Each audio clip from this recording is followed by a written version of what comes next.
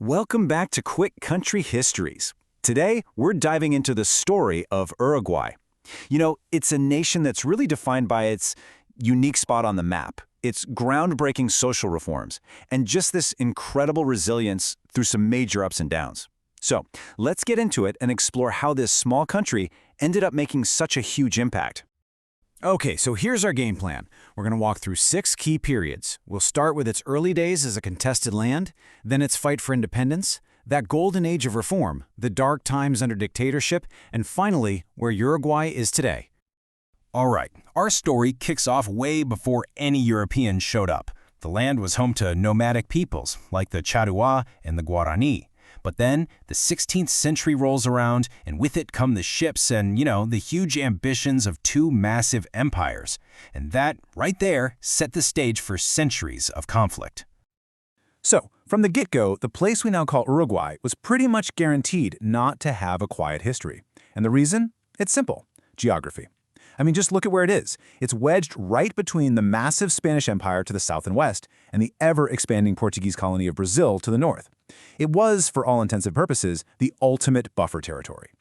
You can really think of this whole period as a giant colonial chess match. So Spain shows up first, right? That's in 1516. But it's actually Portugal that makes the first big strategic move, setting up a colony in 1680. Spain's countermove, they found Montevideo, this incredible natural harbor that would eventually become the heart of the nation. For decades, control over this Banda Oriental, which just means the eastern bank of the river, was this constant back-and-forth struggle. Okay, let's jump forward to the 19th century. You've got these winds of revolution just sweeping across the Americas, and they finally reach this contested piece of land. But here's the thing. The fight for independence wasn't just against Spain. It was against pretty much all foreign powers. And the whole movement was spearheaded by one key figure. And that man was José Gervasio Artigas. He is absolutely revered as the father of the nation, and not just because he led the fight on the battlefield. It was his vision that was so radical for the time. He didn't just want independence from Spain. He dreamed of a federal republic, one that was also free from the powerful influence of nearby Buenos Aires. He even pushed for things like land reform to give more power to small farmers, a real revolutionary. And this really shows you just how complicated and messy the road to independence was. It wasn't one clean war, not at all. First, Artigas and his patriots fight Spain. Then they get defeated, and the whole territory gets swallowed up by Brazil. But then, this legendary group known as the 33 Orientals launches a new rebellion, this time against Brazil. And in the end, believe it or not, it's the British who step in to mediate a peace treaty, creating Uruguay in 1828 to act as what it had always been, a buffer state, designed to keep the 2 regional giants, Argentina and Brazil, from being at each other's throats. So, independence was achieved.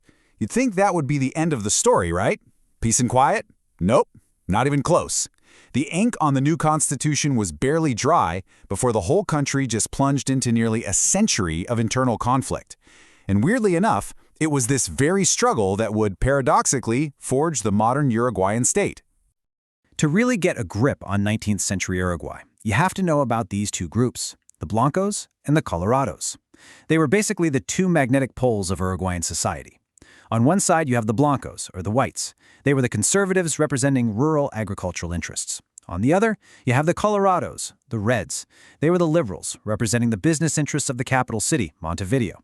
And their rivalry, well, it went way beyond politics. It was about to explode into a full-blown civil war. And this was no small affair. The Guerra Grande, which literally means the Great War, was a massive, sprawling international conflict. It dragged in Argentina and Brazil, who, of course, backed opposite sides. It even involved European powers like Britain and France. The capital, Montevideo, went through an absolutely epic 9-year siege. And get this, the famous Italian revolutionary Giuseppe Garibaldi was there, leading a legion of Italian exiles to defend the city. Just an incredible moment in history. So after decades of just pure chaos, the military finally steps in. And this period from about 1875 to 1890 turned out to be absolutely crucial.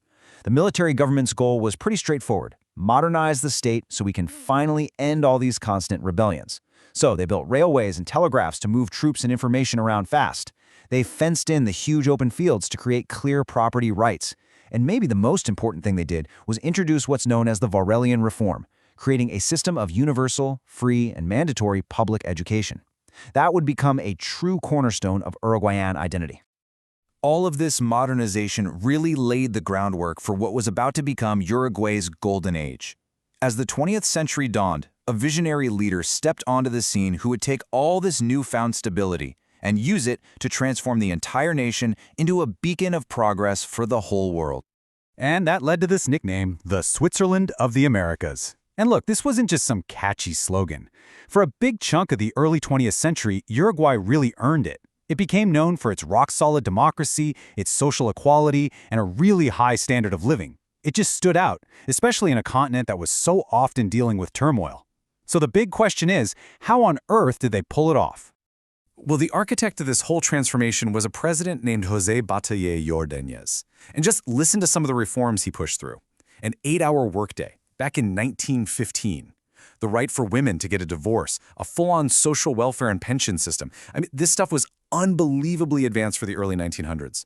It put Uruguay decades ahead of many European countries and the United States. And his reforms weren't just on the social side of things. Bacha was a firm believer that the state had a huge role to play in the economy. He nationalized all sorts of critical industries. We're talking banking, insurance, public utilities.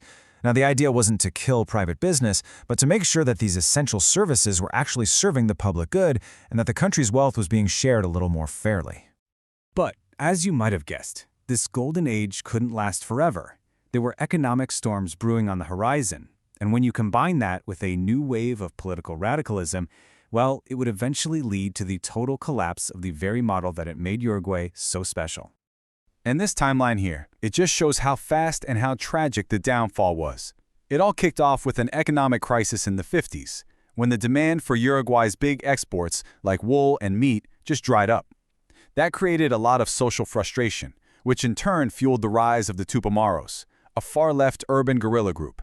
Their campaign of violence and kidnappings created this intense climate of fear, which led the government to basically unleash the military.